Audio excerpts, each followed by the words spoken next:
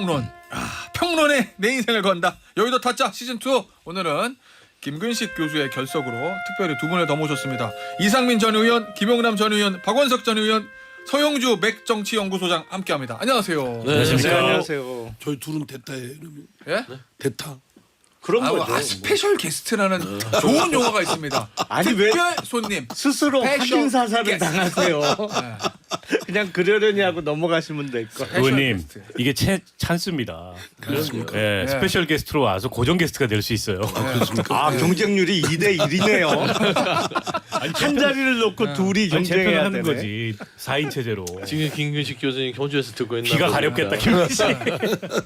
지금 뭐 호주에 가 있습니다. 지금. 예, 호주에 가서 향후 전국구상을 하기 위해서. 전국구상. 골드코스트에서 정말 좀 조상하시네. 있으면은 시드니에서 목격담 같은 게 SNS나 이런 데 올라오지 않을까. 김근식 한국 식당에 술 먹더라. 뭐 이런 자, 이제 귀가 간질간질 할 것 같아요. 누군가는. 일단은 오늘 이거부터 좀 보죠. 어제 국회 상황부터 좀 점검을 좀 해보겠습니다. 지금 필리버스터 보니까 16시간째 진행을 되고 있습니다. 그런데 이 필리버스터 하기 전에 이제 김병지 의원의 요 정신 나간 국민의 의원들 요 발언 가지고 이제 어제도 박찬대 원내대표는 유감입니다라고 하긴 했는데 김병지 의원으로 특정하진 않았어요. 김병지 의원은 유감 표명을 하지 않았고 김병지 의원의 그 발언은 어떻게 들으셨어요, 의원님? 의원님? 저요. 예. 이 다 같이 정신 나간 것 같아요. 다 같이라는 얘기는 거기 있는 300명 모두 뭐 대체로. 예, 대체로. 뭐 안 그런 분도 계시겠지만 예. 하여튼 이 국회가 제가 17대부터 쭉 보고 이 22대는 밖에서 보는 입장에서는 예.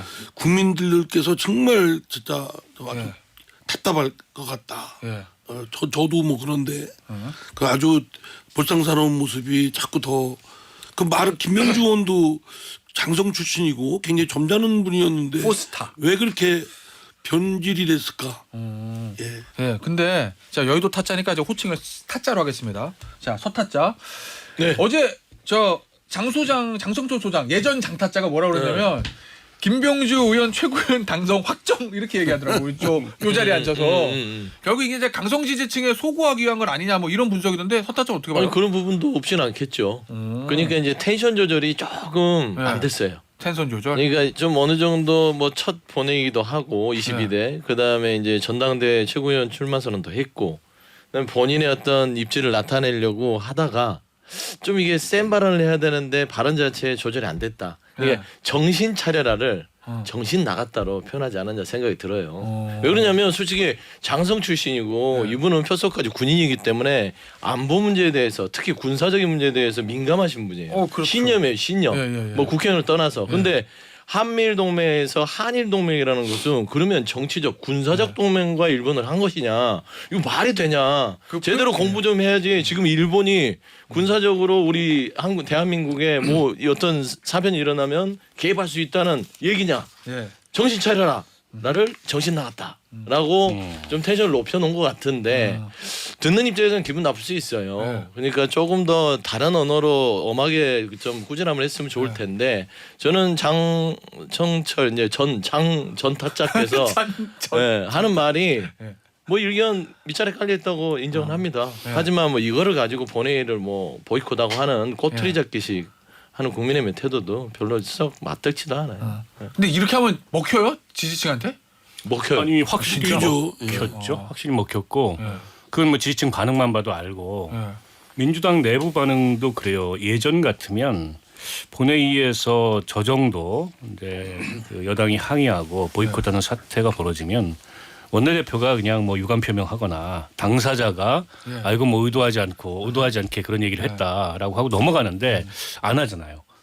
안 하는 게 지금의 이제 여야 상태를 의미하는 거기도 하고 더 강대강 대치로 전당대회를 앞두고 있기 때문에 더더욱 그런 거죠. 어느 정도 이제 김병주 의원이 지금 이제 서영주 그 소장이 얘기했듯이 평상시 이제 본인의 신념에서 나온 그런 이제 분개이기도 하지만 의도적인 도발의 측면도 있다. 최고위원 출마했잖아요. 최고위원 출마했으면 뭔가 강한 인상을 지지층한테 남기고 결집을 시켜야 되는데 그 결집의 의도가 있는 거죠. 그 발언하는 거 보면 논리가 준비된 논리예요. 그냥 나온 논리가 아니고. 그리고 하여튼 제가 김병주 의원을 쭉 지켜보면 그 지난 21대 후반기부터 굉장히 세지더라고 발언이. 그분답지 않게 평소에 본 그분은 상당히 좀 온건하고 합리적인 분이었고 표현도 굉장히 절제된 표현이었는데 그 이후에 어느 때부턴가 그 공식 석상에서 발언도 세지고 이번에 뭐 정점을 치달았는데 그 정도 발언이면 저는 뭐 각 당의 그런 어떤 성찰하는 반성하는 것도 필요하겠지만 의장이 당연히 이걸 주의 주고 네. 이렇게 못하도록 해야죠. 근데 의장이 지금 또 그냥 수수방관 하고 있고 이런 것들을 보면 예. 정치 문화가 너무 퇴락하고 있다라는 생각이 알겠습니다. 그러니까 자, 잠시만. 박찬대 원내대표가 그 부분에 대해서 어제 거친 언사의 유감이다라고 표명을 했다는 거. 김병주 의원이라고 특정하지 않고 저희 당 의원의 거친 언사의 유감이다. 이렇게 어제 박찬대 원내대표가 얘기를 했다라는 점을 제가 말씀을 드리고요. 예. 근데 최근에는 박찬대 원내대표의 논조도 조금 바뀐 것 같은데요. 그 더 이후에 강하게? 다시 예. 반의를 들고 나오기 시작했잖아요. 예. 그러니까 그 우리 이상민 의원께서 김병주 의원이 21대 후반부터 조금 거칠어지기 시작했다고 말씀을 하셨는데 그게 생존의 법칙을 깨달은 거죠. 생존의 예, 법칙. 지금 더불어민주당에서 살아남기 위해서는 그러니까 22대 총선에서 공천도 받고 살아남기 위해서는 어떻게 행동해야 되는지를 깨닫기 시작한 거죠. 그러면서 사실은 김병주 의원이 대중 인지도가 그렇게 높은 측은 아니잖아요. 예. 근데 이런 걸 통해서 대중 인지도도 많이 올라갈 수 있고 특히 열렬 지지층 그리고 전당대회에서 투표권을 행사할 수 있는 책임 당원들 사이에서의 인지도가 많이 올라가는 계기가 됐겠죠. 예. 알겠습니다. 이게 다 이제 오늘 저 필리버스터가 아마 오후에 강제 종료가 되겠죠. 그러면은 저 본회의 표결이 있을 거고 통과될 거고 대통령은 거부권을 행사할 거고 그리고 이제 재표결인데 결국에는 의원님 소위 말하는 이 찬성표 국민의힘 입장에서는 이탈표 좀 거치게 표현하면 반란표라고 하잖아요. 나올 거로 보세요? 별로 없을 거요. 왜 그렇죠? 그러니까 여당 의원이라는 그런 중압감이나 좀 압박감을 있을 겁니다. 만약 개인적인 생각은 뭐 달리 있다 하더라도 예. 여당이 가뜩이나 지금 소수당이고 지금 민주당이 거센 그런 그 압박에 압박을 받고 있고 윤석열 정부도 상당히 좀 위축되어 있는 상황에서 이 특검을 대통령 또는 실과 다른 입장을 택했을 때 그런 것들에 대한 고민이 없을 수가 없죠. 그 저는 여당 의원들이 지금 상황에서 그 거부권 행사 이후에 예. 재의결에 참여했을 때 그냥 뭐 반대표를 누르는데 약간 정치적 부담이 따를 수 있잖아요. 민심도 이렇게 사납고 대통령 탄핵도 100만 넘어가고 이러는데 근데 거기에 결정적으로 한동훈 비대위원장이 논리를 제공해 줬어요. 수정안 때문에. 그래서 그 수정안을 민주당이 안 받고 있잖아요. 지금 수용을 안 하고 있어서.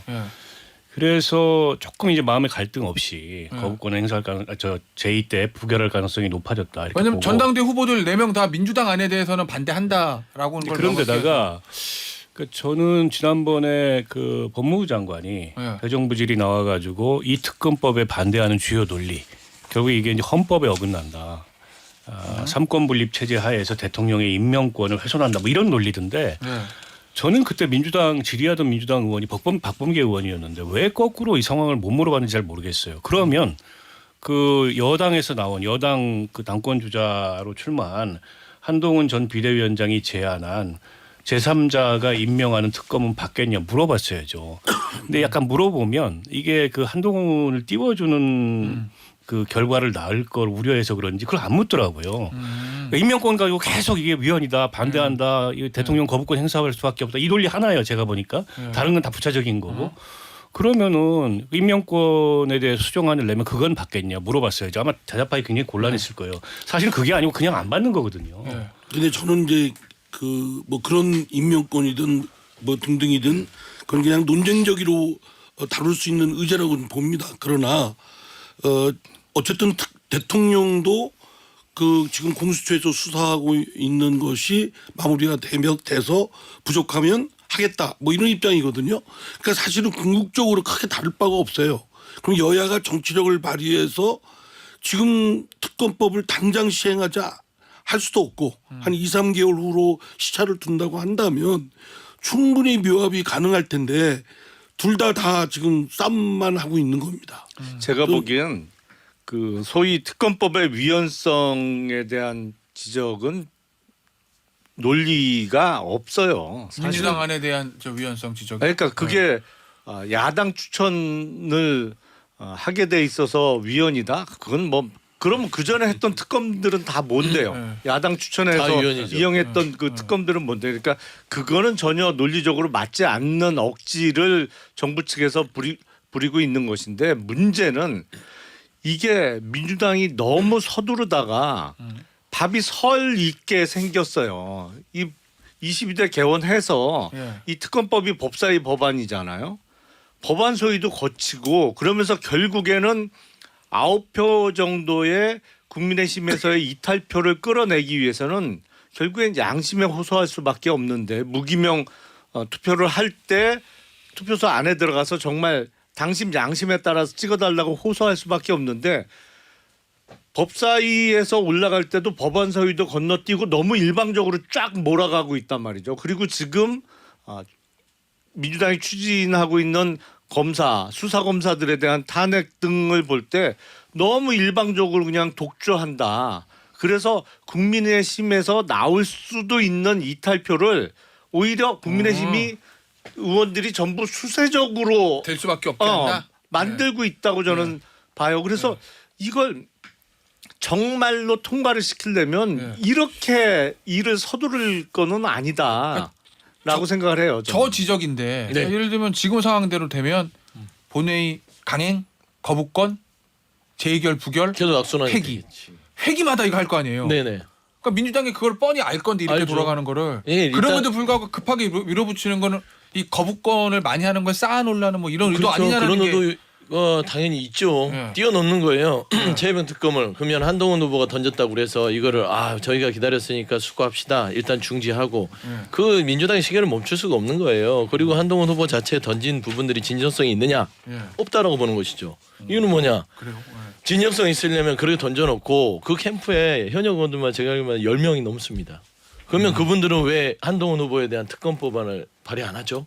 해놓고 가야죠. 한동훈 후보가 제기했던 그 그렇죠. 법안. 예. 최소한 그건 던져놓고 가면서 진정성을 보여야 되고 두 번째는 민주당은 이 시기를 멈출 수 없는 것이고 가는 거예요. 예. 결국에 대통령 거부권 행사하는 거는 누구나 다 알고 있고요. 예. 온 국민이 다 알고 있어요. 대통령 또 예. 거부권 행사할 것이다. 라는 것인데 결국에 108명에 대해서 우리가 좀 민주당이 좀 그 온순하게 들어가서 이끌어내야 되지 않냐. 햇볕 정책식으로 해서. 근데 그거 기대하지 않아요. 예. 어차피 국민의힘 108명 중은 지금은 내가 이번에 괜히 내 손에 지능 묻히기 싫다예요. 예. 한동훈의 예를 들어서 새로운 지도 체제가 들어온다면 지금 현재 한동훈 후보 자체가 대선에 없느니 새롭게 들어온 지도부에서 방향을 정해 주면 예.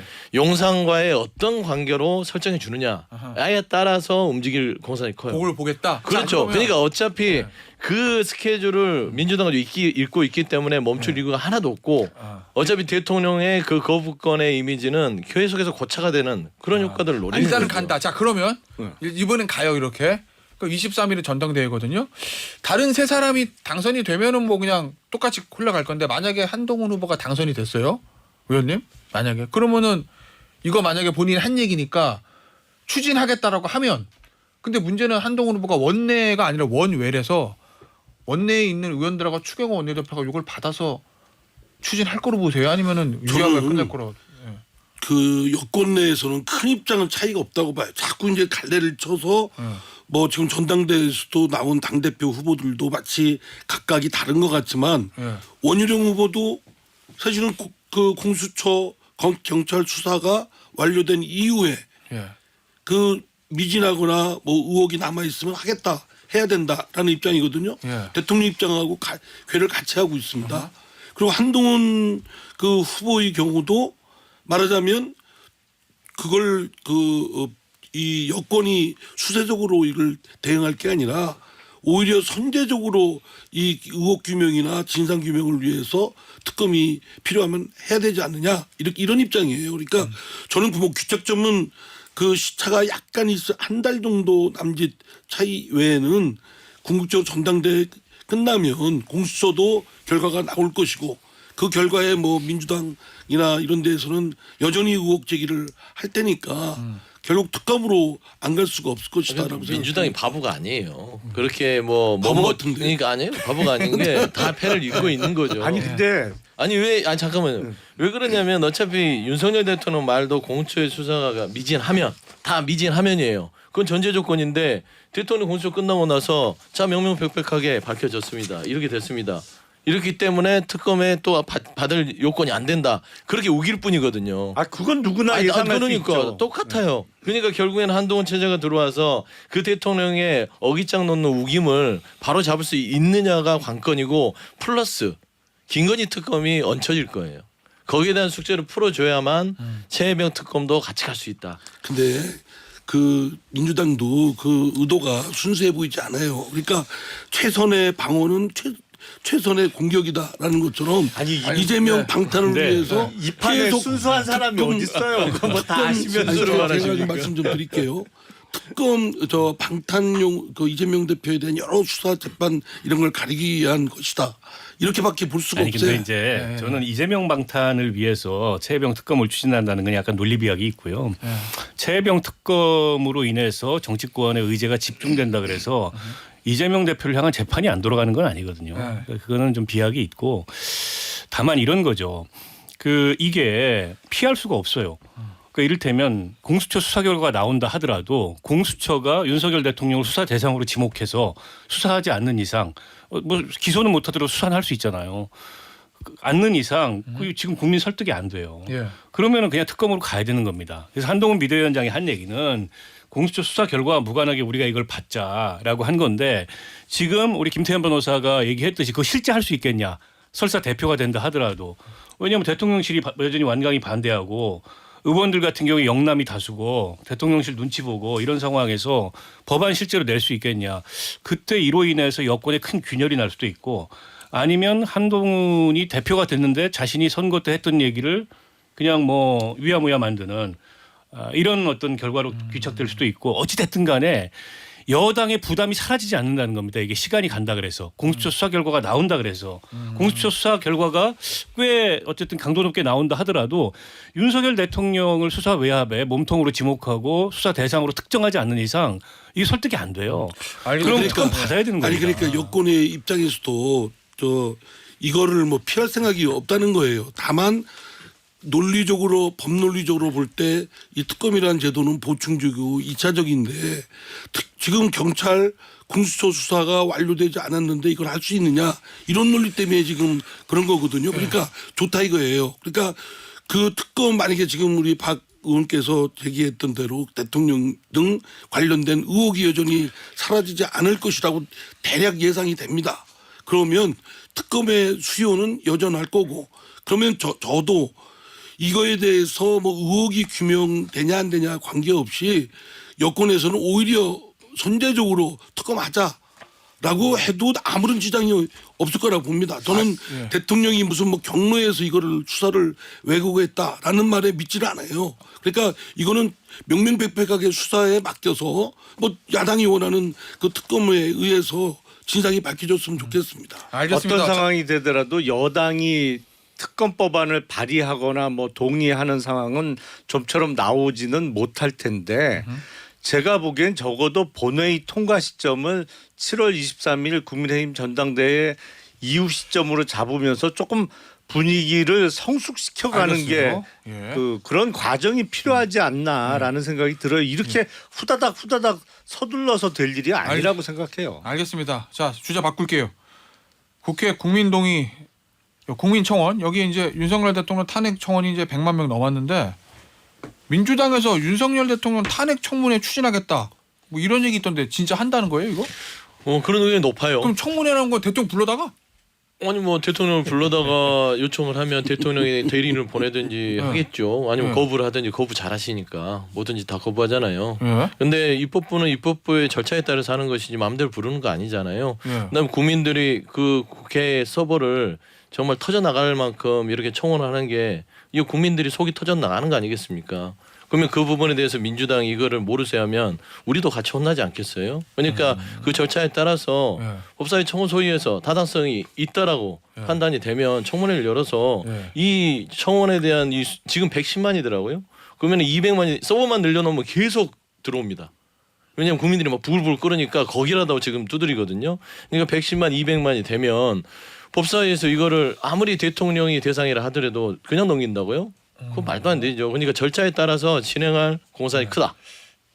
혹시 만약에 윤석열 대통령이 어떤 위법 사항이 발견이 되면은 뭐 국회에서야 뭐 탄핵 뭐 추진하면 하는 청문회를 건데. 통해서 그 위법 사항을 확인해 보려고 하는 근데 거죠. 입법 청원이 이거 청원 있는 거를 현직 대통령을 국회에서 그러니까 청원해 보려고 지난번 하는 게 그 모양새 어떨지. 법사위에서 예. 그 특검법 관련해서 최혜병 특검법 관련해서 일종의 이제 청문회를 했잖아요. 예. 그 유사한 청문회를 하겠다는 거죠. 이게 원래 청원안이라는 게 청원심사소위에서 심사는 되지만 청원안이 단독으로 상임위에 상정돼서 통과돼서 본회의에 통과되고 이런 건 없어요. 그러니까 청원안이 일종의 이제 그 법률안이기 때문에 다른 법률안하고 병합 심사되든가 이런 경우들만 있기 때문에 국회 탄핵 소추안이 정식으로 발의되지 않는 이상 이걸 가지고 심사해서 뭐 탄핵 소추가 이루어지고 이럴 가능성은 없는 거거든요. 근데 저는 저게 나중에 커지면 커질수록 민주당이 역으로 부담될 것 같아요. 왜냐하면 지지층의 열망이 굉장히 강렬하게 저걸 통해서 표출되는 거잖아요. 그러니 뭔가 해주긴 뭔가 해줘야 해야 되는데. 되는데 예. 왜 망설이냐, 왜 미적미적거리냐 이런 어떤 여론이 빗발칠 가능성이 있는데 예. 근데 헌법 법률 위반 사항이 확인이 돼야 예. 대통령 탄핵 소추를 할 수 있는데 예. 그 여건이 성숙했다 무르익었다 보기가 어렵거든요. 나중에 저게 정치적 부담이 될 가능성이 있어서 예. 일단 민주당은 할 수 있는 최대한의 액션을 할 거예요. 더군다나 이제 뭐 정청래 의원이 법사위원장이기 때문에 여러 가지 허슬 플레이를 할 텐데 그럼 청문회하고 소환장도 발부할 거다. 뭐 그 소환장까지 하겠습니까? 예. 그러나 궁극적으로 소환장까지 할 거예요. 지금 탄핵 정청래 위원장이라면. 이 탄핵 소추를 국회에서 하기에는 예. 여러모로 부담이 크다. 거기까지는 못 갈 거다 이렇게 예상합니다. 저는 이런 식의 그 무슨 청문회를 한다든지 하는 게 정말 탄핵이란 거 특히 지금 뭐 민주당에서 워낙 탄핵을 남발하고 있어서 자주 등장합니다만 얼마 전까지만 해도 탄핵은 정말 엄중한 절차로 인식이 됐었잖아요. 더군다나 대통령 탄핵은 우리가 딱 한 번 해봤습니다만 이게 쉽게 일어날 수 있는 일이 아니에요. 근데 그런 엄중하고 정말 중대한 일이 일어나기 위해서는 압력이 어마어마하게 세져야 되거든요. 그리고 일시적으로 이게 어떤 트리거가 나머지는 작동해서 3부에서 할게요. 광고 들어야 돼요. 예. 김영남 전 의원 아까 하시던 얘기 맞아. 아니 그러니까 예. 대통령 탄핵이라는 엄중한 절차가 정말로 진행이 되려면 어마어마하게 국민적 분노라든지 압력이 높아져야 되는데 이걸 중간에 자꾸 김을 픽픽 세게 만들면 안 되거든요. 그렇기 때문에 무리하게 무슨 개별 국회의원은 청문회가 열리면 카메라 앞에서 본인의 인지도도 높이고 뭐 열렬 지지층의 지지를 응원을 한 번 더 받는 계기를 만들어낼 수는 있겠습니다만 예. 전체적인 판으로 볼 땐 자꾸 김이 중간에 픽픽 세게 만드는 거예요. 그러니까 압력밥솥에 밥이 잘 안 돼요. 그렇게 하면. 그리고 국회에서 국민들이 생각하는 제일 중요한 의제가 대통령에 관한 걸까요?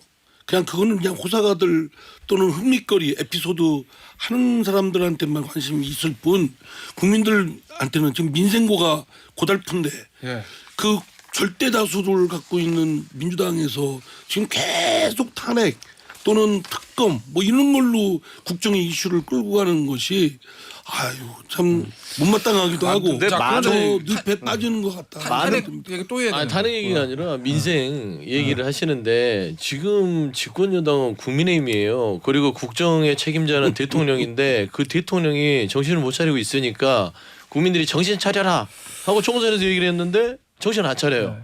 그래서 지금 서버가 터져 나가면서 110만 이상이 지금 대통령을 탄핵에 요하는 요건으로 가자라는 것인데 그러면 민주당이 아유 국민 여러분이 그거 아니에요. 민생이 중요하니까 그런 얘기 하지 마세요. 라고 해야 됩니까? 알겠습니다. 자, 이제 윤석열 대통령 탄핵 청원 지금 108만 넘었어요. 110만 아직 안 됐습니다. 10만까지 가고 있다. 그러니까 110만 정도 임박 108만 이렇게 숫자 이렇게 민감하기 때문에 대기자까지 108만. 다 하신 건가요? 뭐 하여튼 지금 108만이래 거의 나온 근데 숫자가. 예. 저는 이렇게 생각을 해요. 예, 예. 세상이라는 것이 합리적인 것만 다수가 되는 게 아니고 예. 광기가 치우치면 다수도 되고 그런 광풍에 의해서 정말 초체화될 수가 있다라는 점을 경계의 말씀드립니다. 저는 뭐 다른 거 다 떠나서 여당이 저 대통령 탄핵 청원 서명을 대하는 저런 자세 이거는 굉장히 문제가 있다고 생각해요. 별거 아니다라고 별거 아니다. 얘기한다는 말씀이시죠? 그냥 민주당 지지자들이 개딸들이 결집해서 저런 거다. 그건 정말 지금 대통령과 여당을 향한 민심을 총선 참패 이후에도 몰라도 너무 모르는 거고 국정을 너무 가볍게 여기는 것 같아요. 그러니까 저걸 엄중하게 봐야 되고요. 7월 19일이면 최혜병 일주기입니다. 그때까지 별다른 수사 결과에 진전이 없을 가능성이 높아요. 공수처 수사 결과는 솔직히 말해서 올해 안에 안 나올 수도 있어요. 이대로 가면은. 그러면 또 한 번 민심이 그로 인해서 폭발할 그런 상황인데 너무 아니래요. 지금 여당 전반적으로 특히 이제 그 국회의원들이 영남이 다수고 자신들의 배지에는 별로 위협이 안 된다고 봐서 그런지 굉장히 무책임한 모습을 보이고 있는데 그럴 게 아니고 심각하게 저를 받아들여야 됩니다. 제가 볼 때는 아니란 게 아니라 거의 뭐 이렇게 좌우 상하에서 얻어맞고 그러니까 정신을 못 차리고 있어요. 아까 그 말한 정신 나간 맞네요. 그럼 그 말이 김병주 맞네요. 의원이 얘기한 게 맞네요. 네, 알겠습니다. 자 주제를 좀 바꿔보죠. 탄핵 얘기 또 해야 되겠다. 요새 탄핵 하도 많아가지고 검사 그러니까. 탄핵. 요거는 네. 실제로 민주당에서 이거 하려는 이유가 뭐예요? 저도 좀 아쉽긴 해요. 몰라요 이유를? 몇 이유 정도? 알죠. 네. 근데 이제 이 검찰 자체가 너무나 이 형평성을 잃었다. 그리고 검찰이 정말로 이 수사에 준해서 수사를 하느냐. 네. 그러니까 지금 보면 4명을 탄핵을 했는데 주요 사건들이에요 대한민국에. 그런데 다 보면은 이재명 대표를 향한 사건입니다. 그 다음에 그러니까 전직 대표 송영길 전 대표까지 포함된 그 검사들이란 말입니다. 자 질문. 네. 우연히 이재명 대표를 수사하는 검사들만 위법 행위를 한다고 본 거예요? 아니면은 그러니까 우연이에요? 아니면 이 필연이에요? 민주당 그게? 입장에서 살펴봤더니 이 검사 내부 면면이 그러니까 공정한 수사보다는 정치적 의도가 있다 보니 무리한 수사들이 있었다. 그런 징후들이 포착이 됐고 민주당 입장에서. 예. 아니 그걸 살펴봤죠. 민주당에도 검사 출신들이 수두룩하고 검사 고위 관계자가 있었기 때문에 살펴봤더니 그러니까 그런 거예요. 뭔가 명확하게 범죄 혐의가 있으면 수사하는 거 당연하죠. 그 수사를 막겠다는 얘기가 아닙니다. 그런데 정치적 의도가 들어가다 보니까 무리한 수사들이 곳곳에서 포착이 돼요. 그렇기 때문에 이 검사들에 대해서 이 수사를 여기서 중단시키거나 여기에 대해서 이의를 제기해야 되는데 검찰을 견제할 수 있는 국가기관이 현재까지 존재하지 않는다라는 차원에서 입법부밖에 없어요. 그러니까 입법부 자체가 탄핵이라는 법률적 절차를 통해서 검사들이 이 잘못된 수사의 관행을 여기서 멈춰야겠다라는 것인데 이게 오해를 불러일으킬 수 있다는 시점상의 어떤 그런 부담을 감내하고라도 하는 것들은 이 검찰의 수사 자체가 검찰의 독주와 독재로 치우칠 수 있기 때문에 여기서 끊자라는 결단이다라고 보시면 될 것 좀 같아요. 하겠습니다. 그러니까 그 민주당이 하는 것이 전반적인 특검 뭐 탄핵 이런 등등이 이재명의 죄를 의혹을 그 가리기 위한 가림막이다. 이것밖에 없다. 라는 생각이 드는 거예요. 객관적 정황이라고 했지만 객관적 정황이 드러난 게 없어요. 탄핵이 되려면 직무행위와 관련해서 중대한 헌법법률 위반이 있어야 되는데 어느 거 하나 제시한 거 없어요. 그냥 그 이재명이라는 사람의 그 개인적인 변호사들이 주장하는 것에 일방적 주장에 불과한 거예요. 저는 여기서 이참에 문제 제기를 하는 건 뭐냐면 검찰의 그 권한에 대해서 오남용한 거에 대해서 제지하고 이를 징계하고자 한다면 입법권 또는 탄핵소추권에 대한 오남용에 대해서도 불이익 페널티를 받아야 된다고 생각을 해요. 지난번에 검사 그 탄핵 소추를 했는데 전에 그 헌법재판소에서 기각이 나왔지 않습니까? 예. 그러면 그때 탄핵 소추한 의원들 거기 주도한 발의한 의원이나 거기에 찬동한 의원들이 불이익받은 게 뭐가 있나요? 문제는 뭐냐면 그 탄핵 소추가 되면 상당히 장기간 동안 공적 기구가 가동이 스톱됩니다. 이런 것들에 대해서 입법권 또는 탄핵소추권을 오남용한 국회의원들에 대해서는 말하자면 지금 제도는 없지만 자신들이 만약에 이게 기각됐을 때 의원직 걸어야 돼요. 그래야 순수성이 인정이 됩니다. 이 부분에 대해서는 제가 좀 반박을 할 수밖에 없는 게 그러면 검찰이 유일한 기소권을 갖고 있습니다. 그러면은 그 기소권을 가지고 말한 대로 한 사람 인생을 절단을 해요. 나중에 무죄가 나오면 검찰이 무슨 책임을 집니까? 그러니까 아니, 결국엔 그거는 똑같은 일반 거예요. 시민도 똑같아요. 시민도 똑같은 거예요. 아니 정치인이 되시면 이재명만 그런 달리 겁니다. 이재명과 달리가 아니에요. 받습니까? 결국에 검찰이 이 정도 야당 대표도 본인들 마음대로 정치 의도를 가지고 기소를 통해서 잡아넣어서 나중에 무죄 받으면 그 검찰들이 책임 뭘 지죠? 저는 해봤자 고작 징계 2개월 일반 정도. 시민들이 예전에 받는- 유호성 사건 그 간첩 사건 만들어 놓고 그 검사가 어떻게 됐습니까? 아니, 근데 그런 거예요. 이런 그런 부분에 대해서는 저는 쪽을 줬어요, 지금. 저는 이재명이라는 검찰에 사람을 대해서는 좀 강하게 냉정해져야 의심합니다. 된다. 예. 아, 강하게 의심은 범죄 절차를 개인적으로 했다고 하실 수 있지만 의심합니다. 절차상의 잘못된 검찰의 수사들은 아, 뭐가 잘못됐어요? 견제해야 된다. 아 그러니까 밝히려고 지금 탄핵소추안에서 알겠습니다. 자. 법사위에서 청문회를 하려고 하는 거 아닙니까? 황원석 전 의원.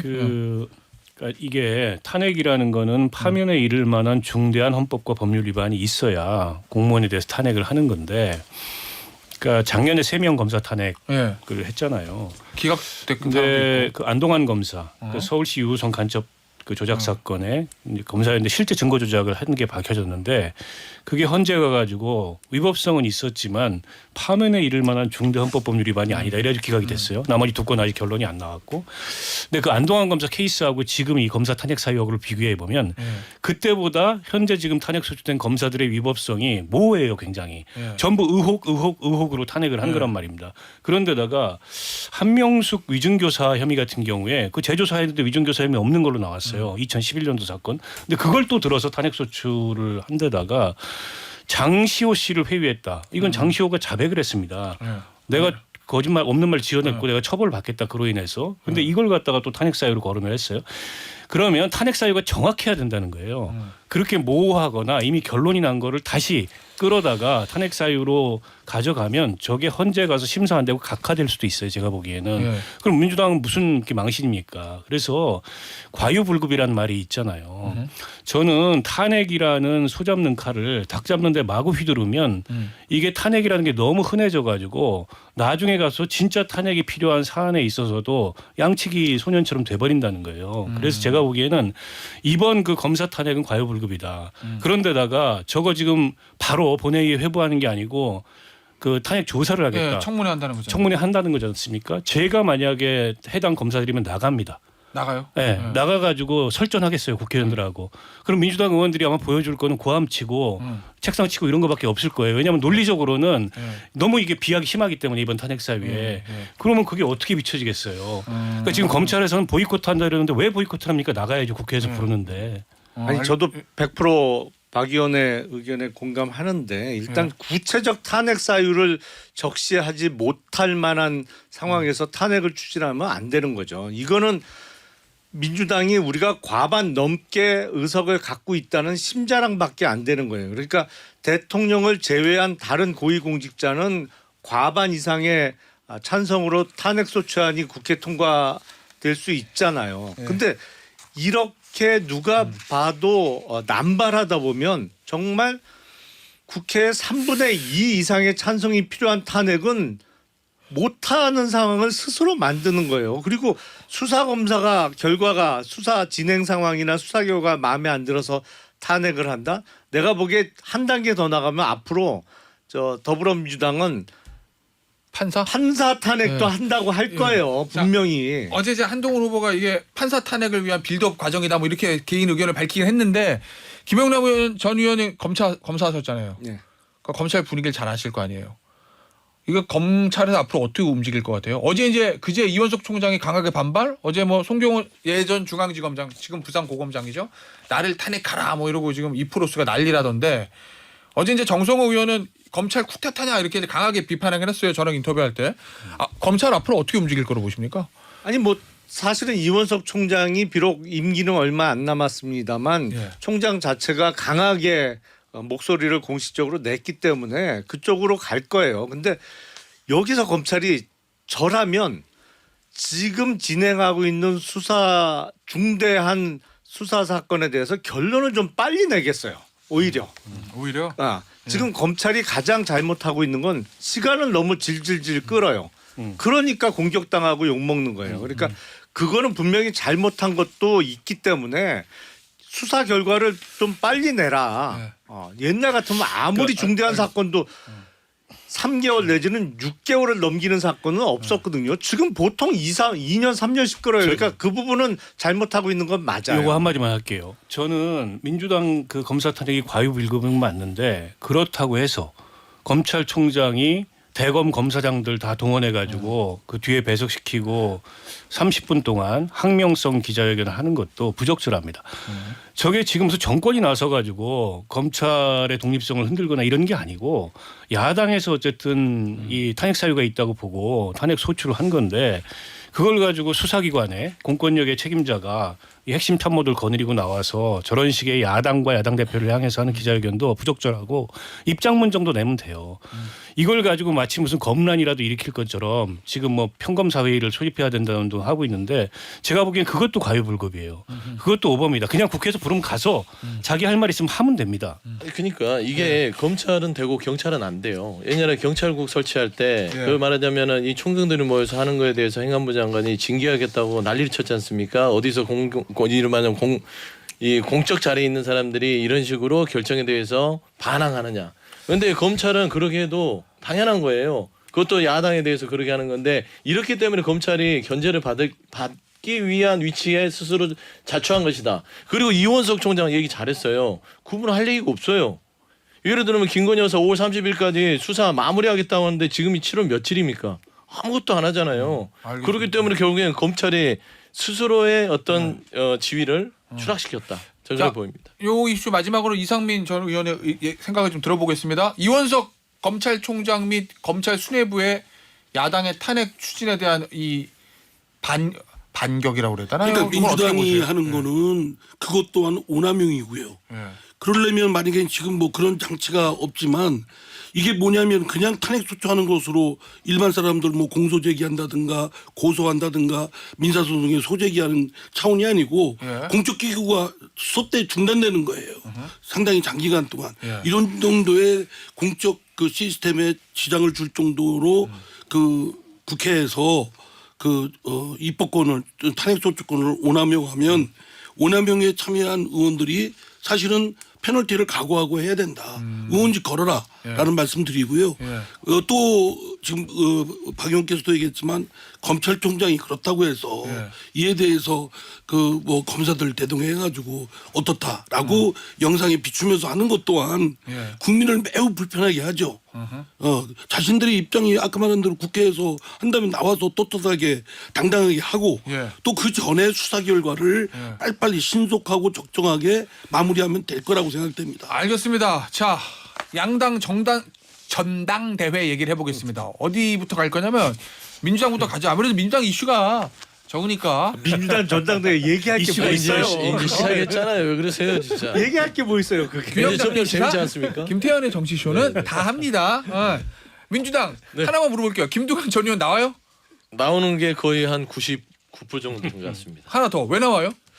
아무래도 이제 본인의 출마 이제 선언문을 제가 읽어보니 네. 민주의 DNA를 되찾겠다. 예. 라는 게 이제 표면적인 이유고요. 예. 뭐 정치적인 셈법이 있겠죠. 이번에 이제 총선에서 말하자면 좀 안타깝게 석패를 하셨고 따지고 보면은 그 다음 행보를 해야 되기 위한 자락이라고 생각하는데요.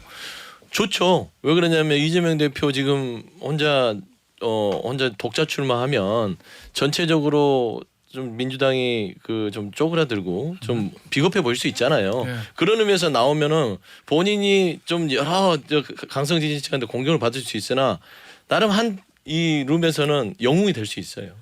그래서 저는 그 포지션을 빨리 잡았다고 생각해요. 아니, 저는 생각이 다른데 그 김두관 의원이 왜 출마할지 솔직히 모르겠고요. 예.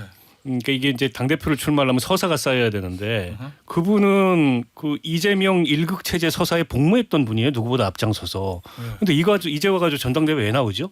어떤 다른 비전이 있어서 어떤 다른 리더십이 있어서 전당대회에 나온다는 건지 예를 들어서 박용진 전 의원이 박용진 전 의원이 나온다. 네. 뭐 누가 나온다 이러면 그거는 이해가 돼요. 왜 나오는지. 근데 김두관 의원이 뭐 했습니까 그동안에? 그냥 이재명 대표 체제에 앞장서가지고 팔 걷어붙이고 복무했잖아요. 그래놓고 이제 와가지고 나와서 무슨 얘기를 할 수 있다는 거예요. 제가 보기엔 페이스메이커로 나오는 거예요 그냥. 아, 김두관 의원은요 늘 전당대회 때 늘 나오셨어요. 아니 그러니까 그 서사밖에 없어요. 선거만 명함 내민다. 뭔가 민주당에서 큰 역할을 하고 싶은 분이기 때문에 뭐 지난- 이제 뭐 박원석 전 의원님 말도 좀 귀담아 들을 지난 필요가 총선에 있겠다. 낙선한 전직 의원으로서 다음 지방선거까지 만 2년을 내리실 수가 없다 보니 뭐 한번 도전하는 정도 의미 이외에는 정말 왜 나오는지를 못 찾겠어요. 알겠습니다. 자 민주당 전당대회 여기서 끝. 이렇게 끝나요? 뭐 더 하고 싶으세요? 오래 한 거예요. 뭐 더 하고 이재명 대표가 나오면 됩니까? 이런 거 물어볼까? 기다려 보십시오. 예. 아 이슈가 생길 거예요. 출마하려고요? 본인이? 아직 우리에게는 한 달의 시간이 있어요. 서용주 출마 응원합니다. 그러지 마세요. 제가 아직 좋다, 이거. 예. 갈 길이 멉니다. 자 이제 저 국민의힘 전당대회 얘기를 해야 되는데 시간이 얼마 남지 않았습니다. 그렇지만 우리는 여유가 있어요. 왜냐? 오늘부터 청취자 여러분 저희가 유튜브 연장 방송을 합니다. 와. 요 끝나고 요 네 분과 같이 옆 스튜디오로 옮겨서 유튜브를 해요. 그때는 조금 이제 말도 좀 편하게 할 수도 되죠. 그렇죠. 예, 제가 항상 그 백브리핑이라고 광고 나가도 입 가리고 우리 저 얘기하는 것들 있잖아요. 청취자분들 쟤네들 무슨 얘기하는 거야? 왜 입을 가리고 아주 궁금해하시거든요. 그런 거를 좀 털어드린다. 그걸 어떻게 다 해요? 아 그러게 했다가 큰일 나지. 기록이 남는 거잖아. 다는 못하고 적당히 적당히. 다 프로시니까 유튜브 연장 방송 그거를 오늘부터 저 한다는 말씀을 드리고 그거 하기 전까지 일단 정규 방송에서도 좀 얘기를 해보죠. 국민의힘 전당대회 일단 지금 판이 어떻습니까? 이상민 전 의원 보시기에 구독 말씀을 못 왜요? 하시네. 곤란하신 것 같은데. 아 곤란하십니까? 곤란합니다. 아 제가 그렇습니까? 왜냐면 예, 그 나경원, 예, 원희룡 예, 여기 뭐 김 의원도 마찬가지지만 예, 저 사법연수원 동기들이 친한 사이고 예. 또 한동훈 위원장은 한동훈 후보는 제가 또 국민의힘 입당할 때 또 예. 성대하게 또 입당식을 환영식을 해준 분이고 이해관계가 다 걸쳐 있다. 네, 뭐 이런. 네. 예. 윤상현 의원만 뭐 예. 그냥 먼 거리에 예. 있어가지고 자, 개인적인 인연은 저 의원님이 그냥 개인적으로 부담하시고 저희는 얘기를 들어야 되기 때문에 어떻습니까? 지금 근데 불타는 구도는. 대체로 이제 저 지역의 민심을 보면 예. 한동훈 후보에 대한 호불호보다는 기대는 그 국민의힘 지지자들 중에는 상당히 높은 것 같아요. 예. 예, 그리고 그 중에 또 이제 그동안 열성적으로 국민의힘을 지탱해 온 당원들 그 지지자들 중에는 한동훈 후보에 대한 약간 갸우뚱, 특히 윤석열 대통령과의 관계에서 잘할 수 있을까? 오히려 분열을 촉발시키는 원인 제공자가 되지 않을까? 이런 걱정들을 하는 그룹도 있는 것도 사실입니다. 알겠습니다. 저 박원석 전 의원은 지금 구도를 어떻게 보고 계십니까? 어대안이 맞아요, 아니에요? 저는 그 분위기가 여전히 있다고 보고요. 왜 참고로 그러냐면 말씀드리면 어제 원희룡 후보는 원래 없는데 저 언론에서 만들어낸 아니, 그분이 거라고. 여론조사를 안 보시나 봐요. 여론조사 보면 있지요. 전광판 안 보는 거 닮았네 윤석열. 근데 이번 전당대회 성격을 잘 이해해야 되는데 성격? 이게 이재명 대항마 고르기입니다. 국민의힘의 전당대회 성격이 총선에서 너무 무너졌기 때문에 예. 여당 지지자들의 지금 심리는 어떤 거냐면 예. 그래 뭐 차기 대선에서 윤 대통령은 어차피 임기 반 갔고 차기 대선에서 정권을 되찾아와야 돼 누가 할 수 있는데 이걸 고르는 게임이에요. 근데 원래 당 대표는 차기 대선 주자 경선이 아니잖아요. 좀 다르죠. 근데 이번 사실. 전당대회 성격이 그렇게 돼버렸어요. 근데 이제 원희룡, 나경원, 뭐 윤상현 이런 분들은 아닌 것처럼 보여요. 현재 시점에서 뭐 이재명 대표와 맞상대해서 이길 수 있는 그런 차기 주자가 아닌 걸로 보이고 뭐 불출마 선언도 했잖아요. 나경원 의원은. 예. 그러면 이제 한동훈만 보이는 게임이에요. 원래 게임 자체가. 근데 이 프레임 속에 들어가 가지고 친윤이냐 반윤이냐 이런 공격을 하니까 그 공격이 잘 안 먹히는 거죠. 배신자 뭐 이런. 그래서 저는 예. 이게 결선을 안 갈 수도 있을 것 같아요. 1차에서 공격은 열심히 하는데 때리다가 지치는 거 있잖아요. 때리는 사람이 약간 그런 형국으로 보인다 지금.